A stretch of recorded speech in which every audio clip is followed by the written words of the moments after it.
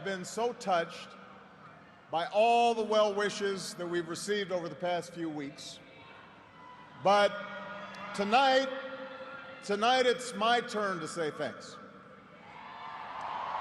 Whether we have seen eye to eye or rarely agreed at all, my conversations with you, the American people, in living rooms and in schools, at farms, on factory floors, at diners, and on distant military outposts.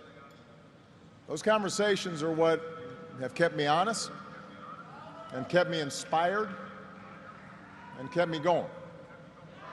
And every day I have learned from you. You made me a better president, and you made me a better man.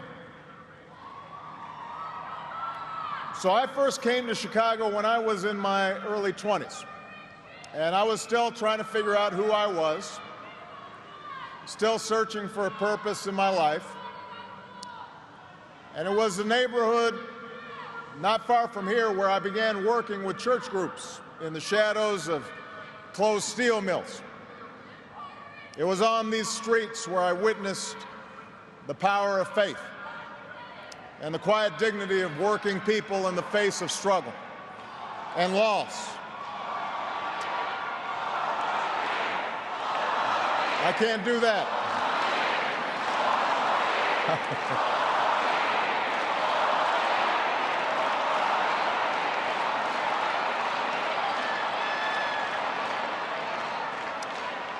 Now, this is where I learned that change only happens when ordinary people get involved and they get engaged and they come together to demand it.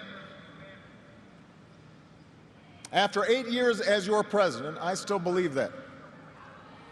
And it's not just my belief. It's the beating heart of our American idea, our bold experiment in self-government. It's the conviction that we are all created equal, endowed by our Creator with certain unalienable rights, among them life, liberty, and the pursuit of happiness. It's the insistence that these rights, while self-evident, have never been self-executing. That we, the people, through the instrument of our democracy, can form a more perfect union. What a radical idea. The great gift that our founders gave to us. The freedom to chase our individual dreams through our sweat and toil and imagination, and the imperative to strive together as well to achieve a common good, a greater good.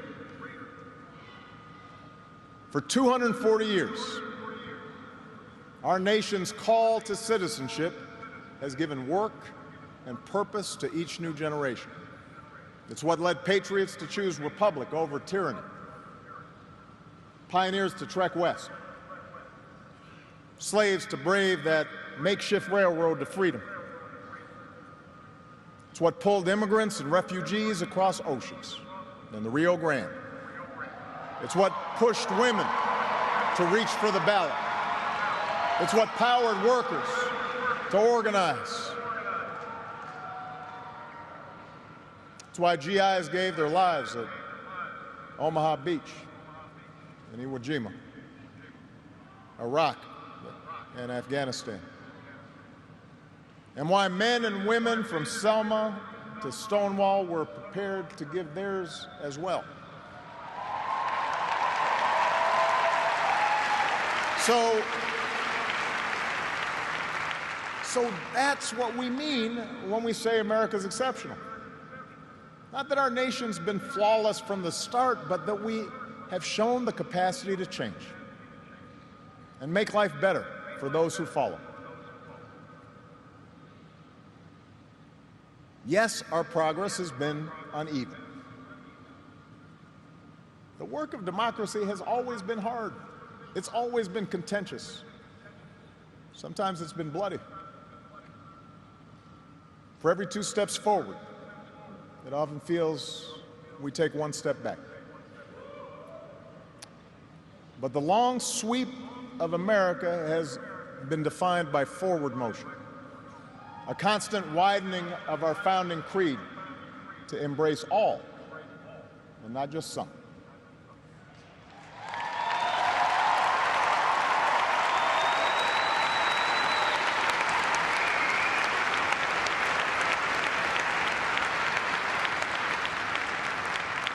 If I had told you 8 years ago that America would reverse a Great Recession, reboot our auto industry, and unleash the longest stretch of job creation in our history,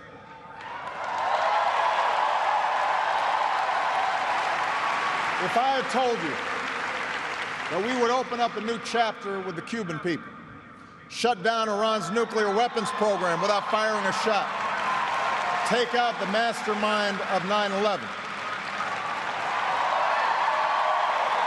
if I had told you that we would win marriage equality and secure the right to health insurance for another 20 million of our fellow citizens,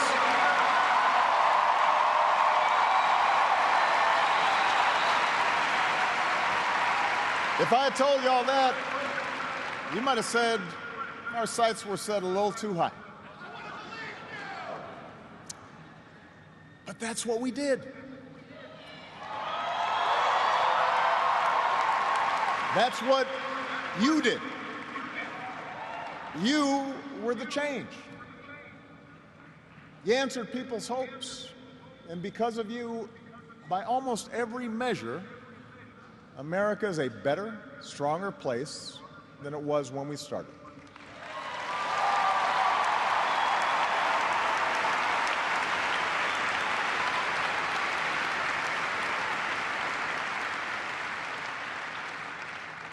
In 10 days, the world will witness a hallmark of our democracy. No.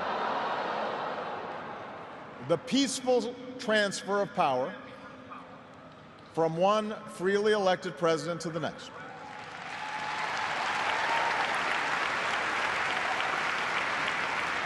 I committed to President-elect Trump that my administration would ensure the smoothest possible transition, just as President Bush did for me. Because it's up to all of us to make sure our government can help us meet the many challenges we still face. We have what we need to do so. We have everything we need to meet those challenges. After all, we remain the wealthiest, most powerful, and most respected nation on earth. Our youth, our drive, our diversity and openness, our boundless capacity for risk and reinvention means that the future should be ours. But that potential will only be realized if our democracy works. Only if our politics better reflects the decency of our people. Only if all of us, regardless of party affiliation or particular interests, help restore the sense of common purpose that we so badly need right now. And that's what I want to focus on tonight, the state of our democracy. Understand, democracy does not require uniformity. Our founders argued, they quarreled, eventually they compromised. They expected us to do the same. But they knew that democracy does require a basic sense of solidarity. The idea that for all our outward differences, we're all in this together, that we rise or fall as one.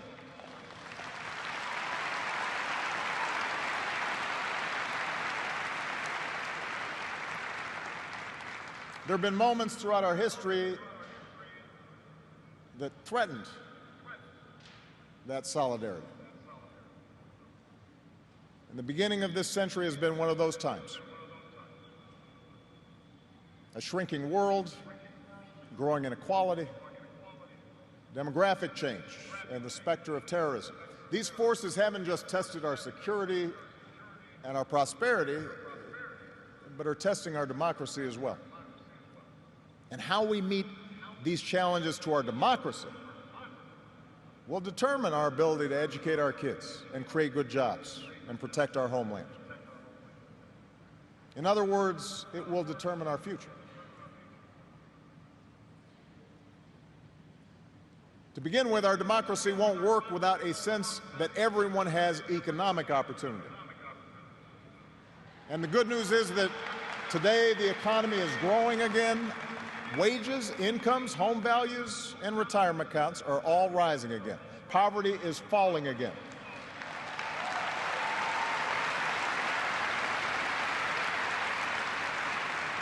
The wealthy are paying a fair share of taxes, even as the stock market shatters records. The unemployment rate is near a 10-year low. The uninsured rate has never, ever been lower.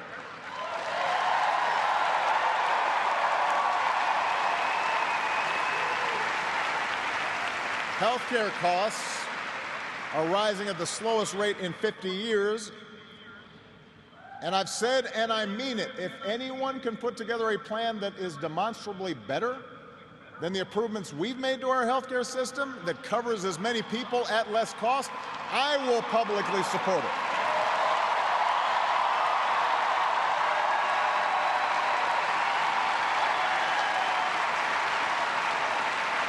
Because that, after all,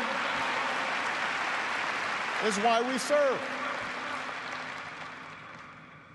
Not to score points or take credit, but to make people's lives better. But for all the real progress that we've made, we know it's not enough. Our economy doesn't work as well or grow as fast when a few prosper at the expense of a growing middle class and ladders for folks who want to get into the middle class. That's the economic argument, but stark inequality is also corrosive to our democratic idea. While the top 1% has amassed a bigger share of wealth and income, too many of our families in inner cities and in rural counties have been left behind. The laid-off factory worker, the waitress or healthcare worker who's just barely getting by and struggling to pay the bills, convinced that the game is fixed against them, that their government only serves the interests of the powerful. That's a recipe for more cynicism and polarization in our politics. Now, there are no quick fixes to this long-term trend. I agree, our trade should be fair and not just free. But the next wave of economic dislocations won't come from overseas.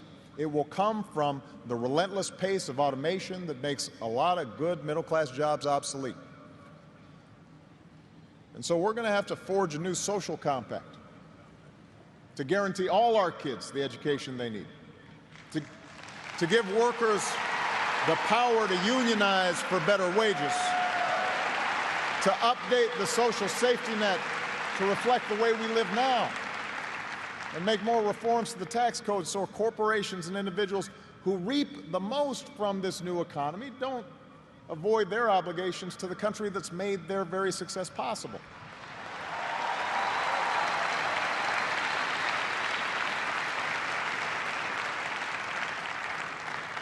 We can argue about how to best achieve these goals, but we can't be complacent about the goals themselves. For if we don't create opportunity for all people, the disaffection and division that has stalled our progress will only sharpen in years to come. There's a second threat to our democracy, and this one is as old as our nation itself. After my election, there was talk of a post-racial America. And such a vision, however well-intended, was never realistic. Race remains a potent and often divisive force in our society. Now, I've lived long enough to know that race relations are better than they were 10 or 20 or 30 years ago, no matter what some folks say. You can see it not just in statistics, you see it in the attitudes of young Americans across the political spectrum. But we're not where we need to be. And all of us have more work to do. If every economic issue is framed as a struggle between a hardworking white middle class and an undeserving minority, then workers of all shades are going to be left fighting for scraps while the wealthy withdraw further into their private enclaves.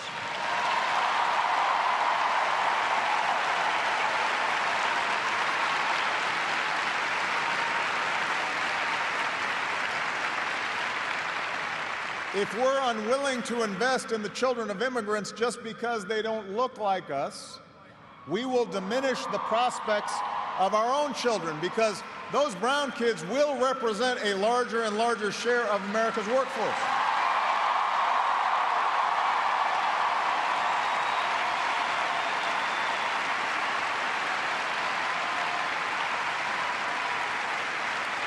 And we have shown that our economy doesn't have to be a zero-sum game. Last year, incomes rose for all races, all age groups, for men and for women. So if we're going to be serious about race going forward, we need to uphold laws against discrimination in hiring and in housing and in education and in the criminal justice system. That is what our Constitution and our highest ideals require.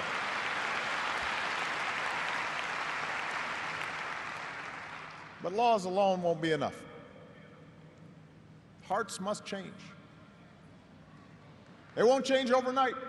Social attitudes oftentimes take generations to change. But if our democracy is to work the way it should in this increasingly diverse nation, then each one of us need to try to heed the advice of a great character in American fiction, Atticus Finch, who said, "You never really understand a person until you consider things from his point of view, until you climb into his skin and walk around in it." For blacks and other minority groups, that means tying our own very real struggles for justice to the challenges that a lot of people in this country face. Not only the refugee or the immigrant or the rural poor or the transgender American, but also the middle-aged white guy who, from the outside, may seem like he's got advantages, but has seen his world upended by economic and cultural and technological change. We have to pay attention and listen.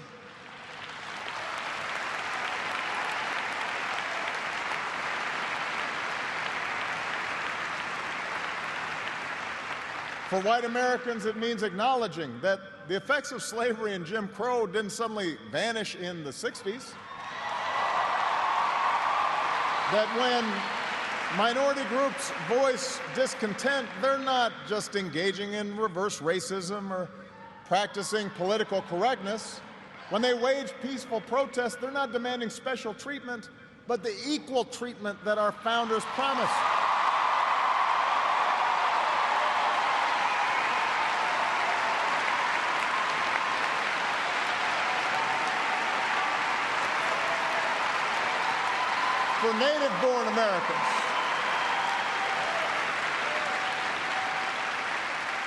For native-born Americans, it means reminding ourselves that the stereotypes about immigrants today were said almost word for word about the Irish and Italians and Poles, who it was said were going to destroy the fundamental character of America. And as it turned out, America wasn't weakened by the presence of these newcomers. These newcomers embraced this nation's creed, and this nation was strengthened. So, regardless of the station that we occupy, we all have to try harder. We all have to start with the premise that each of our fellow citizens loves this country just as much as we do, that they value hard work and family just like we do, that their children are just as curious and hopeful and worthy of love as our own.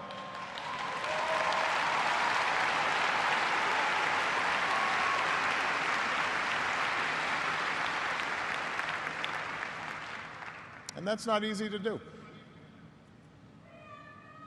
For too many of us, it's become safer to retreat into our own bubbles, whether in our neighborhoods or on college campuses or places of worship, or especially our social media feeds.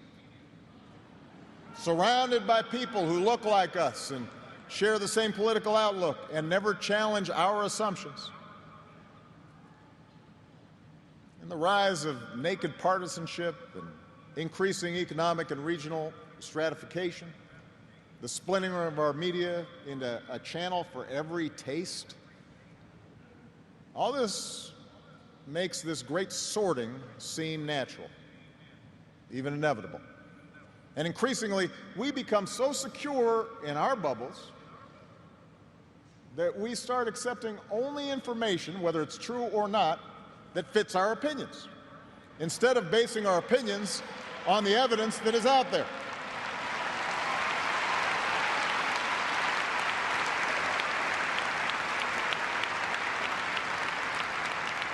And this trend represents a third threat to our democracy.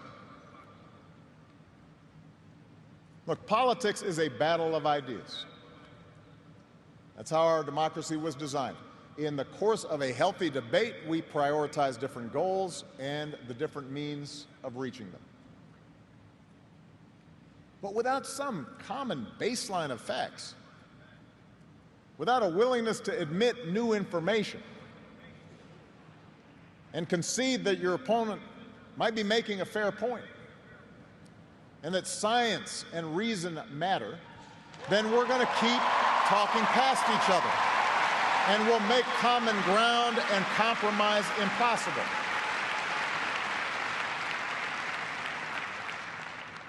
And isn't that part of what so often makes politics dispiriting? How can elected officials rage about deficits when we propose to spend money on preschool for kids, but not when we're cutting taxes for corporations? How do we excuse ethical lapses in our own party, but pounce when the other party does the same thing? It's not just dishonest, this selective sorting of the facts. It's self-defeating. Because, as my mom used to tell me, reality has a way of catching up with you.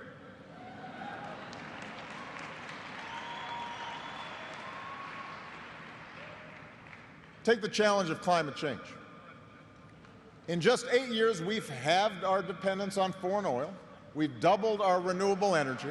We've led the world to an agreement that has the promise to save this planet.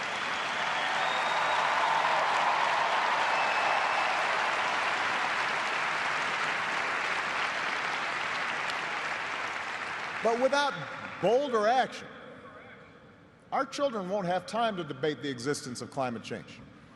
They'll be busy dealing with its effects. More environmental disasters, more economic disruptions, waves of climate refugees seeking sanctuary. Now, we can and should argue about the best approach to solve the problem. But to simply deny the problem not only betrays future generations, it betrays the essential spirit of this country, the essential spirit of innovation and practical problem solving that guided our founders.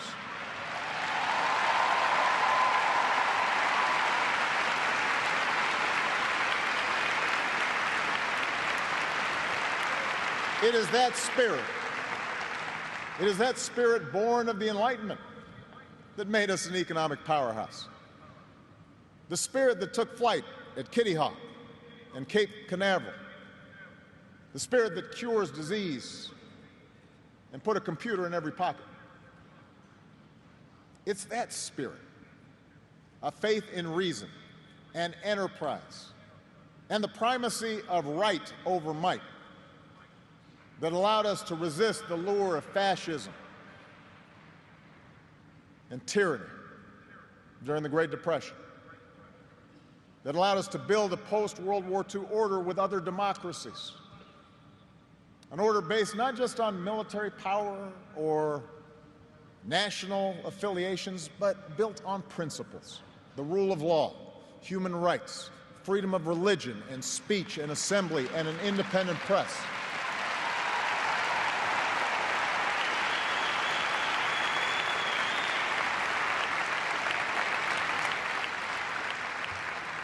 That order is now being challenged.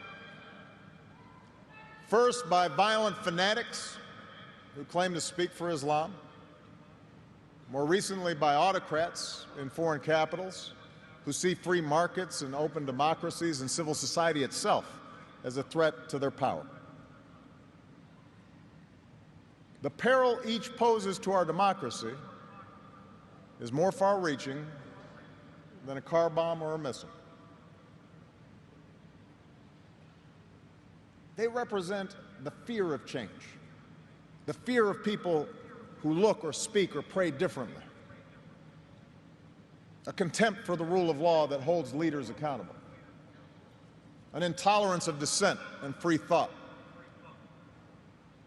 a belief that the sword or the gun or the bomb or the propaganda machine is the ultimate arbiter of what's true and what's right.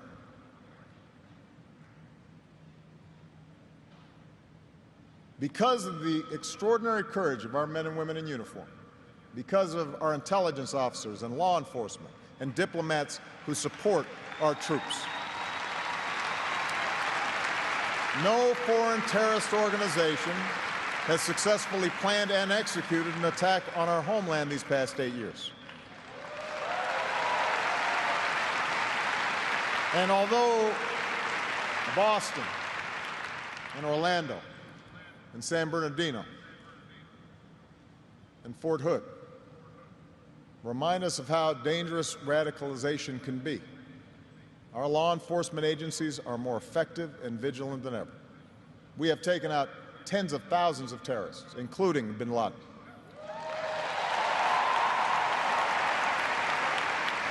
The global coalition we're leading against ISIL has taken out their leaders and taken away about half their territory. ISIL will be destroyed, and no one who threatens America will ever be safe. And to all who serve or have served, it has been the honor of my lifetime to be your commander-in-chief. And we all owe you a deep debt of gratitude.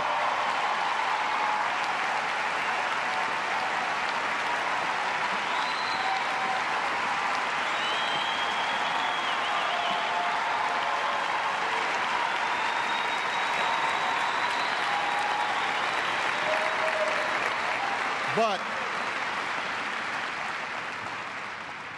protecting our way of life, that's not just the job of our military.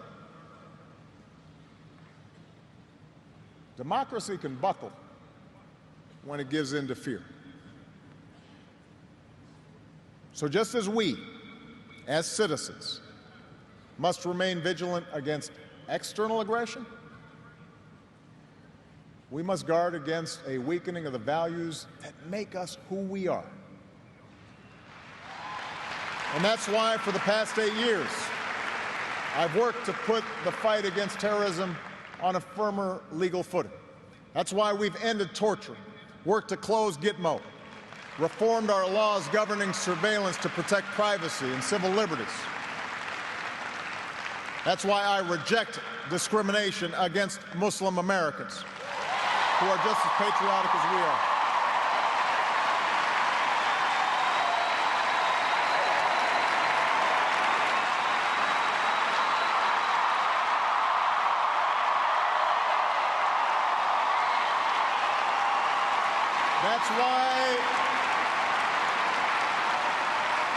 That's why we cannot withdraw. That's why we cannot withdraw from big global fights to expand democracy and human rights and women's rights and LGBT rights. No matter how imperfect our efforts, no matter how expedient ignoring such values may seem, that's part of defending America. For the fight against extremism and intolerance and sectarianism and chauvinism are of a piece with the fight against authoritarianism and nationalist aggression. If the scope of freedom and respect for the rule of law shrinks around the world, the likelihood of war within and between nations increases, and our own freedoms will eventually be threatened. So let's be vigilant but not afraid. ISIL will try to kill innocent people, but they cannot defeat America unless we betray our Constitution and our principles in the fight.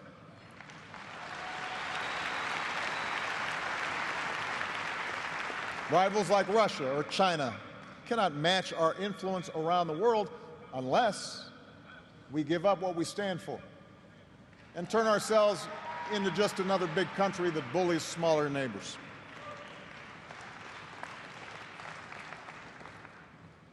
Which brings me to my final point.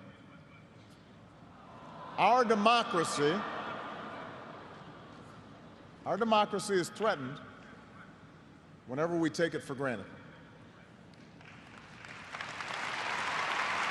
All of us, regardless of party, should be throwing ourselves into the task of rebuilding our democratic institutions. When voting rates in America are some of the lowest among advanced democracies, we should be making it easier, not harder, to vote.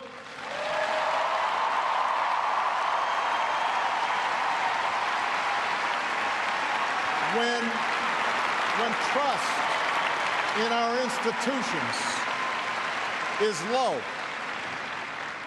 we should reduce the corrosive influence of money in our politics and insist on the principles of transparency and ethics in public service. When Congress is dysfunctional, we should draw our congressional districts to encourage politicians to cater to common sense and not rigid extremes.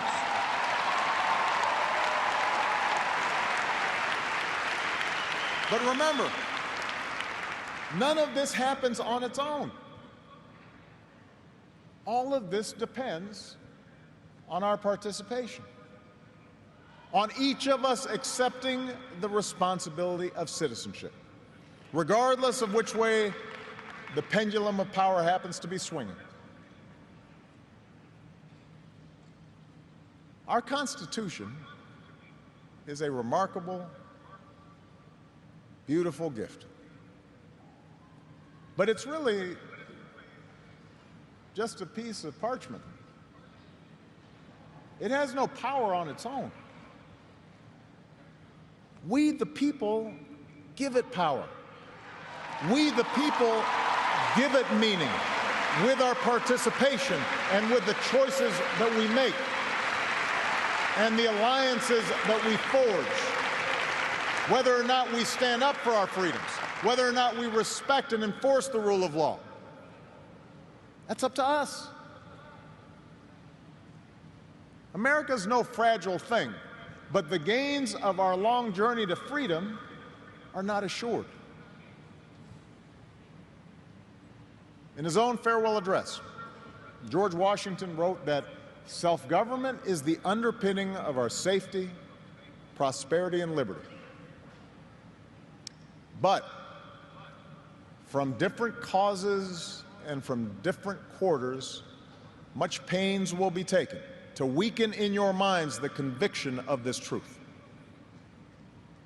And so We have to preserve this truth with jealous anxiety that we should reject the first dawning of every attempt to alienate any portion of our country from the rest, or to enfeeble the sacred ties that make us one.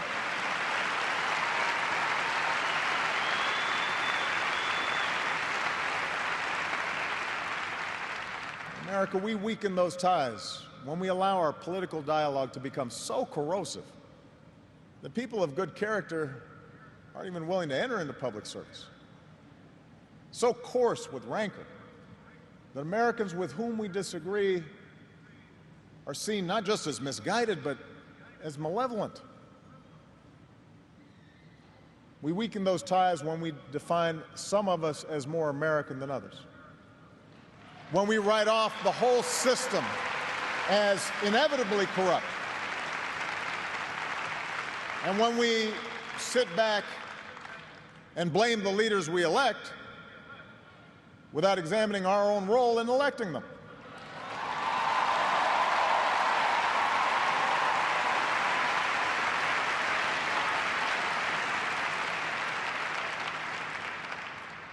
It falls to each of us to be those anxious, jealous guardians of our democracy, to embrace the joyous task we've been given to continually try to improve this great nation of ours. Because for all our outward differences, we in fact all share the same proud title, the most important office in a democracy: citizen. Citizen.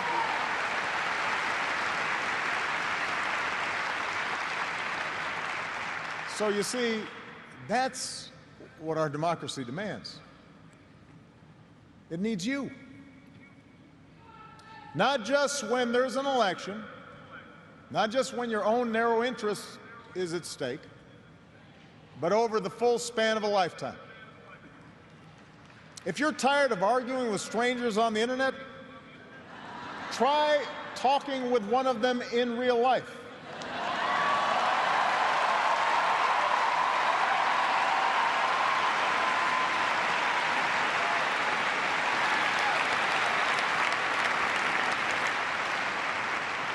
If something needs fixing, then lace up your shoes and do some organizing.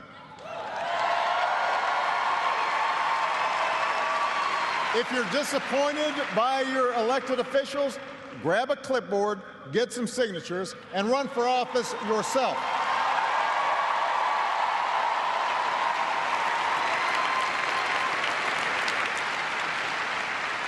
Show up. Dive in.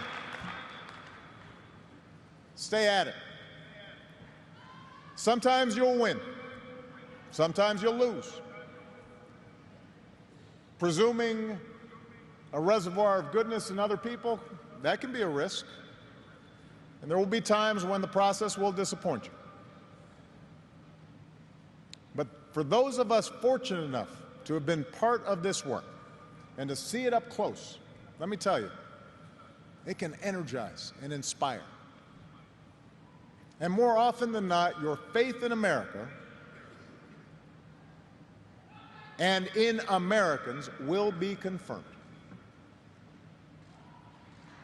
Mine sure has been. Over the course of these 8 years, I've seen the hopeful faces of young graduates and our newest military officers. I have mourned with grieving families, searching for answers, and found grace in Charleston Church. I've seen our scientists help a paralyzed man regain his sense of touch. I've seen wounded warriors who at points were given up for dead walk again. I've seen our doctors and volunteers rebuild after earthquakes and stop pandemics in their tracks. I've seen the youngest of children remind us through their actions and through their generosity of our obligations to care for refugees or work for peace. And above all, to look out for each other.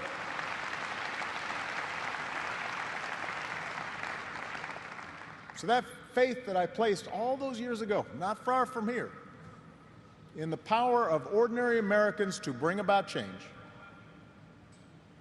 that faith has been rewarded in ways I could not have possibly imagined. And I hope your faith has too. Some of you here tonight or watching at home, you were there with us in 2004, in 2008, 2012.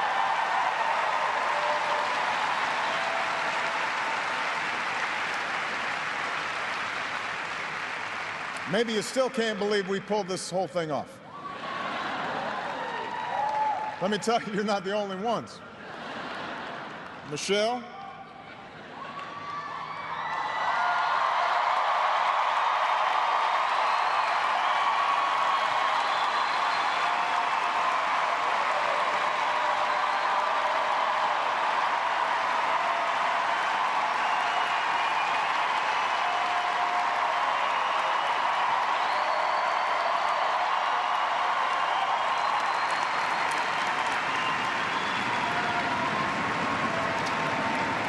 Michelle LaVaughn Robinson, girl of the South Side.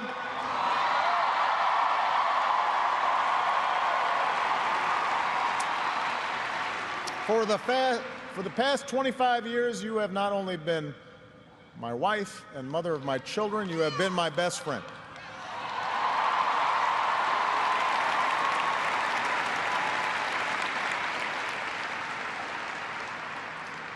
You took on a role you didn't ask for, and you made it your own, with grace and with grit and with style and good humor.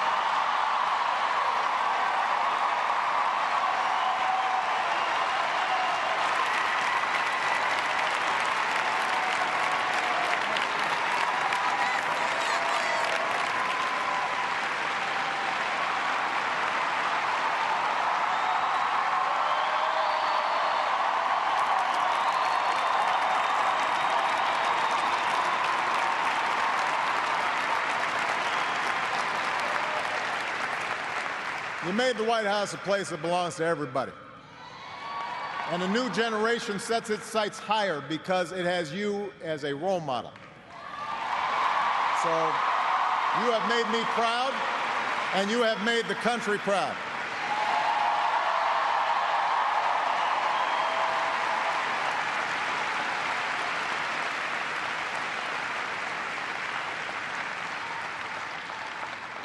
Malia and Sasha, under the strangest of circumstances, you have become two amazing young women.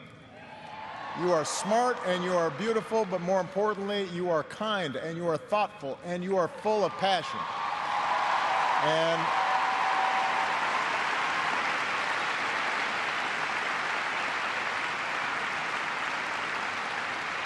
you wore the burden of years in the spotlight so easily.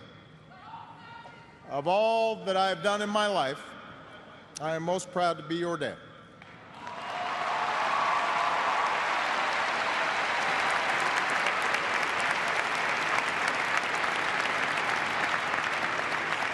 To Joe Biden,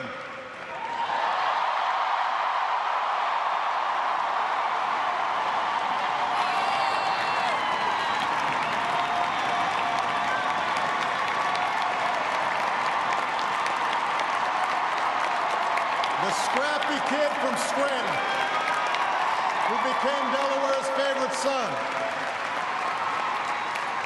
You were the first decision I made as a nominee, and it was the best. Not just because you have been a great vice president, but because in the bargain I gained a brother. And we love you and Jill like family, and your friendship has been one of the great joys of our lives.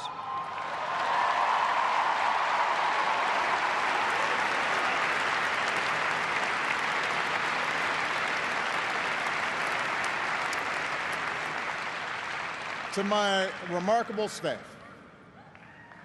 for 8 years, and for some of you a whole lot more, I have drawn from your energy, and every day I try to reflect back what you displayed: heart and character and idealism. I've watched you grow up, get married, have kids, start incredible new journeys of your own. Even when times got tough and frustrating, you never let Washington get the better of you. You guarded against cynicism. And the only thing that makes me prouder than all the good that we've done is the thought of all the amazing things that you are going to achieve from here.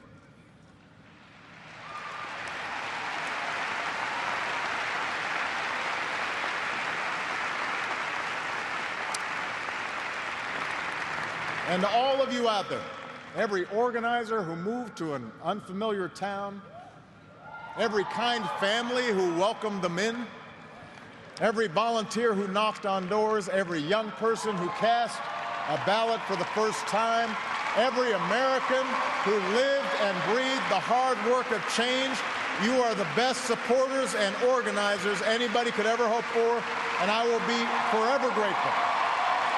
Because you did change the world. You did. And that's why I leave this stage tonight even more optimistic about this country than when we started. Because I know our work has not only helped so many Americans, it has inspired so many Americans, especially so many young people out there, to believe that you can make a difference, to hitch your wagon to something bigger than yourselves. Let me tell you, this generation coming up, unselfish, altruistic, creative, patriotic, I've seen you in every corner of the country. You believe in a fair and just and inclusive America. You know that constant change has been America's hallmark, that it's not something to fear, but something to embrace. You are willing to carry this hard work of democracy forward. You'll soon outnumber all of us, and I believe as a result, the future is in good hands.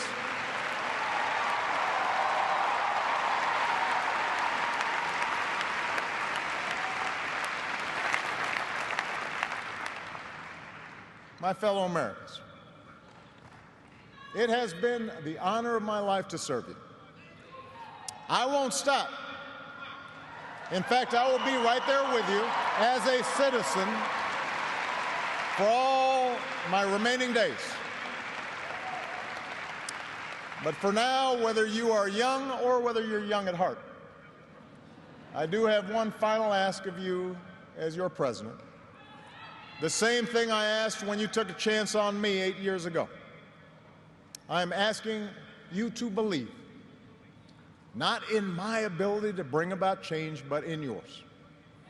I'm asking you to hold fast to that faith written into our founding documents, that idea whispered by slaves and abolitionists, that spirit sung by immigrants and homesteaders and those who marched for justice, that creed reaffirmed by those who planted flags from foreign battlefields to the surface of the moon, a creed at the core of every American whose story is not yet written. Yes, we can. Yes, we did. Yes, we can. Thank you. God bless you. May God continue to bless the United States of America.